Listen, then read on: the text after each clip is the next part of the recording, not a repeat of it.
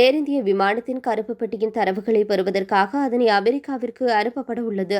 குஜராத்தின் அகமதாபாத் விமான நிலையத்திற்கு அருகிலுள்ள மேகனி நகரில் ஏர் இந்திய விமானம் ஒன்று புறப்பட்ட சிறிது நேரத்திலேயே விபத்துக்குள்ளானது. 2 விமானிகள் மற்றும் 10 கேபின் பணியாளர்கள் உட்பட 242 பேர் ஏற்றிச் சென்றது. இதில் விமானத்தில் சென்ற 241 பேர் உயிரிழந்தனர். மேலும் மருத்துவக் கல்லூரியின் விடுதியின் மீது விமானம் விழுந்ததில் மருத்துவ மாணவர்கள் 10 பேர் உயிரிழந்தனர்.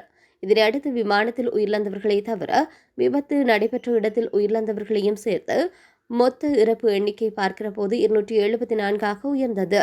இந்த நிலையில் விபத்து நடைபெற்ற இடத்திலிருந்து மீட்கப்பட்ட கருப்பு பெட்டியை ஆய்வு செய்து விசாரணை நடத்தினால் மட்டுமே விபத்துக்கான காரணம் தெரியவரும்.